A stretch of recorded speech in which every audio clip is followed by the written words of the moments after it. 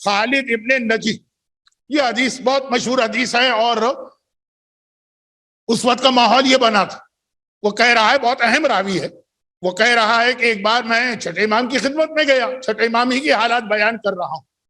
میں نے دیکھا کہ بہت سارے لوگ جمع اور امام کا فرمان بڑی عقیدت و محبت سے سن رہے ہیں.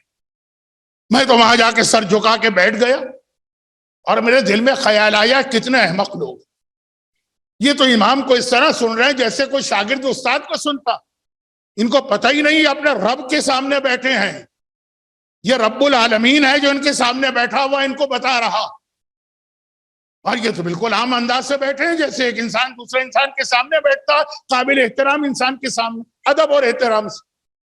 خالد ابن نجی کہتے میرے دل میں خیال آیا، میں تو چہرہ تک نہیں اٹھا پا رہا، میں رب العالمین کو کیسے دیکھوں. ایک ایسا جملہ امام نے کہا کہ اگر امام نہ کہتے تو مجھ میں تو ہمت نہ ہوتی کہ جملہ زبان پہ لاؤں، نہیں دماغ میں بھی نہیں لا سکتا تھا اگر خود چھٹے امام کا جملہ نہ ہوتا. امام نے جیسے میرے دل میں خیال آیا کہ تو میں تو رب العالمین کے سامنے بیٹھا ہوں، یہ کتنے احمق لوگ پہچان ہی نہیں پا رہے ہیں.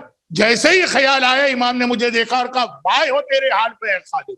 دل کا خیال، میں اللہ کا ایک بندہ ہوں، میرا ایک رب ہے اور میں اس رب کی عبادت کرتا ہوں، اور یاد رکھو اگر میں اس رب کی عبادت نہ کروں تو واللہ، یعنی یہ امام نے قسم کھائی ہے، امام نے قسم کھائی ہے، امام نے، اگر میں اس رب کی عبادت و اطاعت نہ کروں تو واللہ وہ رب مجھے عذبنی، جہنم کے عذاب میں مبتلا کرے.